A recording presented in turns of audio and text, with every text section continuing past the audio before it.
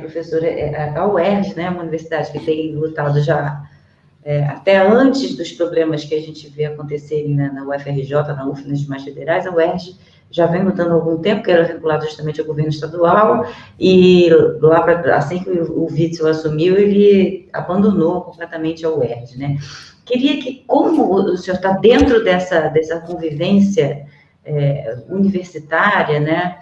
Queria que o senhor fizesse uma avaliação de como o ensino superior brasileiro e, consequentemente, a pesquisa vem sendo comprometida, né, nesses últimos 3 anos, né, até mais, né, porque o governo Temer já vinha dilapidando bastante tempo também as universidades, e o que isso significa, não só do ponto de vista da sociedade brasileira, mas também do ponto de vista econômico, né, essa dilapidação das universidades.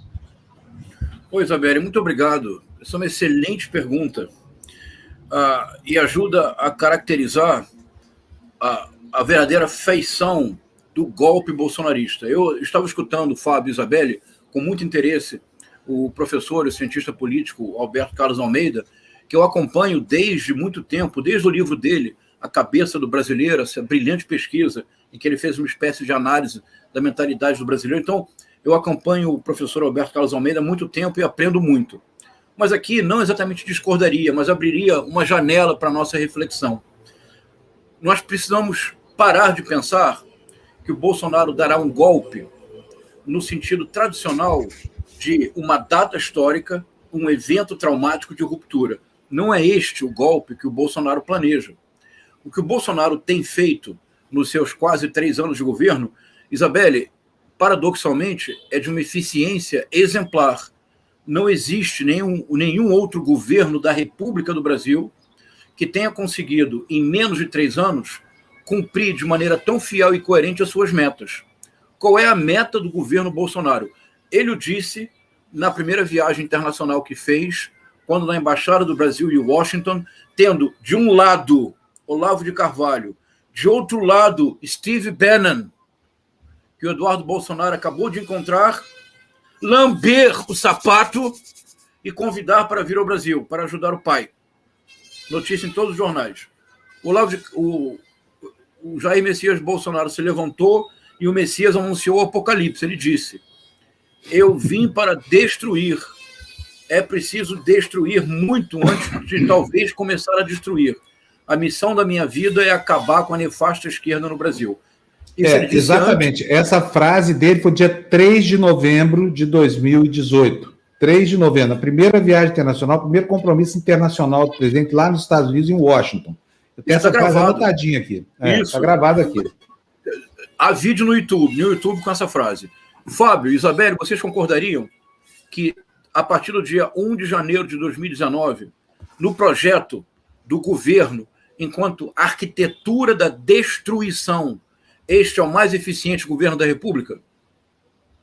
Então, se nós insistimos... Do mundo, não é da República, não, do planeta.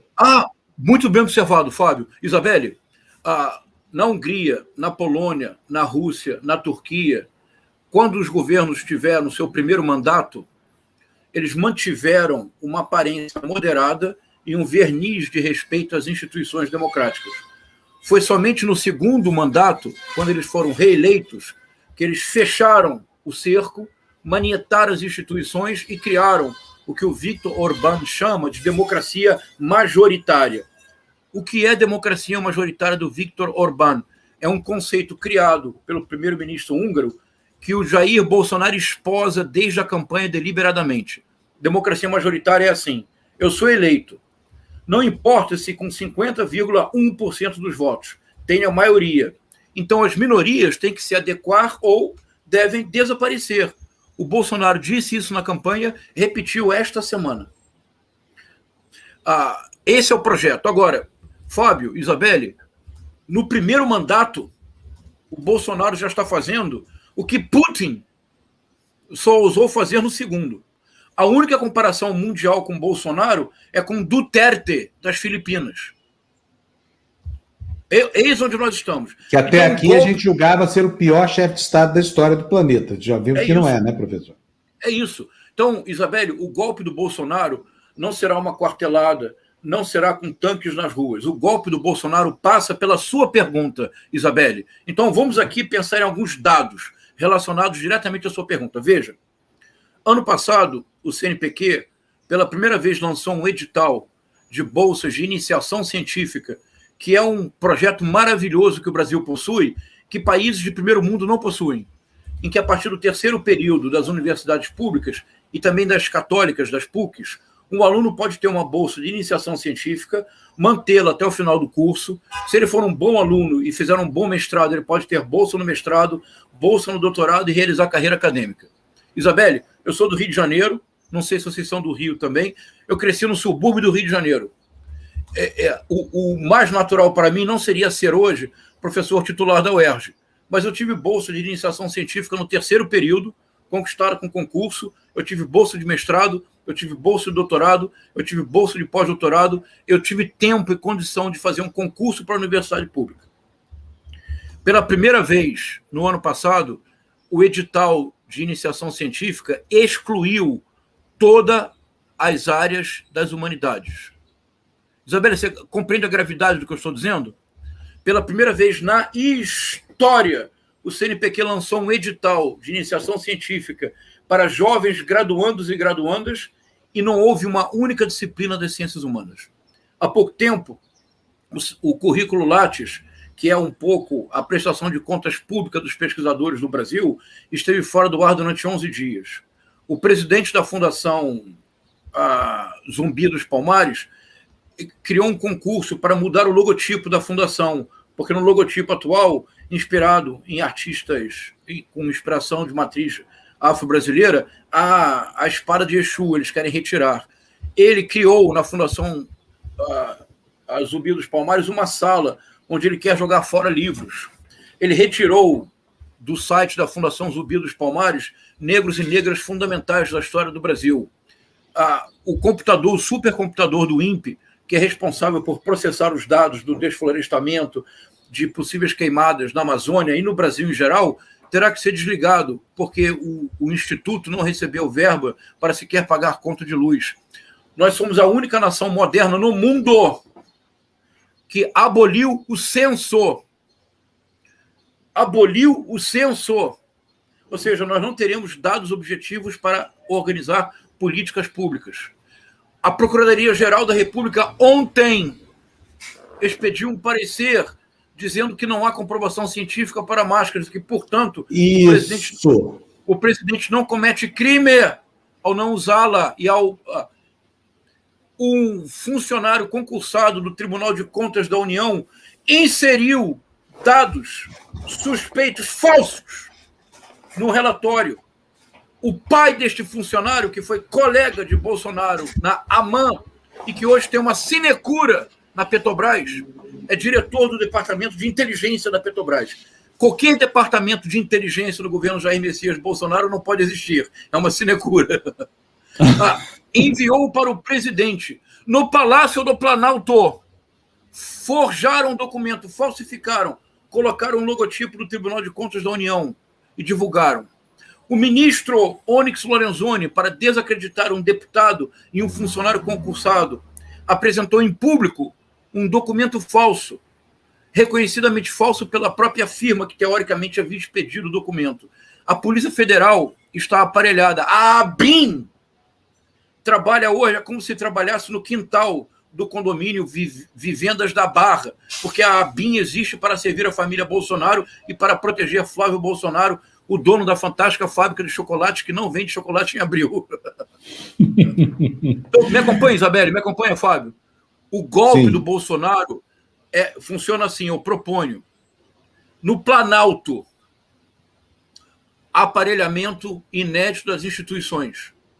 No asfalto, intimidação e ameaça de violência física.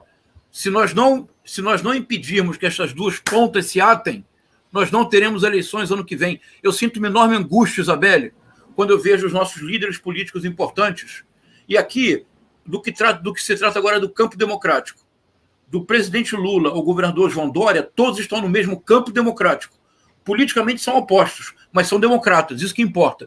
Jair Messias Bolsonaro está fora deste campo. É uma aberração. Eu fico muito preocupado quando eu vejo os políticos fazerem alianças e alinhavando costuras para palanques estaduais em 2022. Isabelle, isso já aconteceu na história do Brasil. Em 1964, no dia 1 de abril, quando o golpe é dado, Juscelino Kubitschek é deputado, Carlos Lacerda é governador, Adhemar de Barros é deputado, todos apoiam o golpe. O Juscelino Kubitschek vota no Castelo Branco como deputado para ser presidente. Sabe por quê? Porque os militares haviam prometido manter as eleições de 1965. Muito em breve, o Carlos Castelo Branco edita um ato institucional, amplia o seu mandato até 1967, caça Carlos Lacerda, que havia apoiado o golpe de maneira patética. O golpe, o Carlos Lacerda coloca um cap de militar, pega um revólver, faz uma barricada em frente ao Palácio Guanabara e diz: venham comunistas que eu estou aqui. Foi caçado menos de um ano depois. Professor, deixa eu perguntar uma coisa. O senhor falou de um episódio aqui que eu considero da maior gravidade. Aliás, 2 episódios. A gente trata de fake news como um fenômeno de comunicação social com proveito no campo da política. Mas as fake news chegaram ao ponto institucional, com esse parecer da Lindora. Isso é absolutamente grave, porque não é possível que, no Poder Judiciário, uma peça processual aceite argumentos de natureza falaciosa, como descreveu Lindora. Como assim não tem trabalho científico dizendo que... Mas tem pencas desses trabalhos, e olha o que está acontecendo, não precisa nem ser cientista, basta observar o que acontece na rua. Pessoas de máscara e com álcool gel conseguem evitar a pandemia, se livram do grande risco da pandemia. Me conta como é possível uma degeneração desse tamanho. Ou agora vale tudo, quer dizer, para embasar uma decisão judicial, o procurador só precisa fazer um parecer com aquilo que está na cabeça dele, não precisa ter vínculo nenhum com a realidade. Ô, Fábio, que boa pergunta, parece até que nós combinamos. Eu estou desenvolvendo no momento uma hipótese sobre isso. Posso compartilhá-la com você? Claro, óbvio. Eu proponho o seguinte, Fábio, então me acompanhe aqui, por favor, e me ajude, me interrompa, vamos lá. Eu acho que nós precisamos, para compreender o Brasil bolsonarista, propor uma distinção conceitual de fake news em 3 maneiras. Eu vou ser bem breve. Primeiro, fake news como mentira. Isso é usado na política, já tem fake news no Velho Testamento. É intriga. E fake news... Eu sou ateu, vejo fake news em tudo no Velho Testamento, inclusive. Olha, assim, mas tem intriga deliberada, mentira mesmo. Né? Uhum. Que depois se resolve, se comprova. Quando é pura mentira, inclusive no jornalismo é um lugar comum. A mentira ocupa a manchete, o desmentido ocupa uma pequena nota. De acordo? Isso. Então, fake news pode ser pura mentira. Nós usamos no nosso cotidiano. Todo mundo, não há ser humano que não minta. A mentira é vizinha, é irmã da ficção. A ficção é uma mentira elaborada, por assim dizer. Então, esse nível de fake news não nos preocupa. Há um segundo nível de fake news, Fábio. Esse foi fundamental na campanha eleitoral de 2018, é muito utilizado em campanha política desde sempre. Aqui, fake news, traduzamos literalmente, é notícia mentirosa.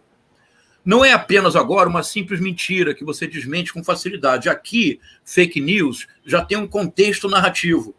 Geralmente, em meio a verdades, aparece a mentira. Por exemplo, no Brasil, a maior fake news da história política aconteceu em 1937. O Getúlio Vargas, ele estabelece o Estado Novo, uma ditadura terrível durante 8 anos, porque um simples capitão, a pedido do líder integralista Plínio Salgado, fez um exercício de estratégia para imaginar como seria a tomada de poder dos comunistas no Brasil. O que fez este capitão? Ele leu um artigo em francês que descrevia como que os comunistas haviam tomado o poder na Hungria, e, de fato, os comunistas tomaram o poder na Hungria sob a liderança do Bela Kun, e ele chamou o plano dele Plano Cohen. Esse plano falso chegou às mãos do Estado-Maior do Getúlio Vargas. O Getúlio Vargas apresentou o plano para o público brasileiro como sendo a prova concreta de uma ameaça imediata dos comunistas e estabeleceu a ditadura do Estado Novo. Agora, Fábio, todo cuidado é pouco. Você sabe quem foi o capitão que fez o plano fictício, o plano Cohen? Ele se chamava, na época, Olímpio Mourão Filho. Você recorda qual foi o general que baixou as tropas de... No dia 31, moveu uma brigada inteira de Juiz de Fora para o Rio de Janeiro. É isso. Dessas continuidades... desatou o golpe. Dessas continuidades preocupantes da história brasileira. Eu vou mostrar outra depois. Então, aqui, fake news é mais complexo, porque é uma notícia mentirosa, e é uma notícia porque tem uma estrutura narrativa bem aparelhada. Agora, Fábio, eu proponho, não é isto o que nós estamos enfrentando no governo Bolsonaro. E aí, por isso, sua pergunta é tão boa. Vamos lá, Fábio, eu proponho o seguinte. Hoje, no governo Bolsonaro, fake news é parte de um sistema permanente de desinformação, cuja finalidade é criar dissonância cognitiva, ou, para dizê-lo de maneira mais direta, realidade paralela, que é a maior produtora de audiovisual bolsonarista, que apoia todos os temas do governo e que difunde o sistema de crenças Olavo de Carvalho, se chame Brasil Paralelo, é uma confissão involuntária, é um ato falho freudiano. Então, hoje no Brasil, a fake news, ela não é mais uma mentira, ela não é mais uma notícia mentirosa, ela é uma estrutura de comunicação permanente que possui uma midiosfera que o tempo todo difunde informação com a finalidade de criar realidade paralela. É isso que nós enfrentamos hoje. Que isto tenha chegado à Procuradoria-Geral da República, Fábio, é a prova concreta de que o golpe já está em curso.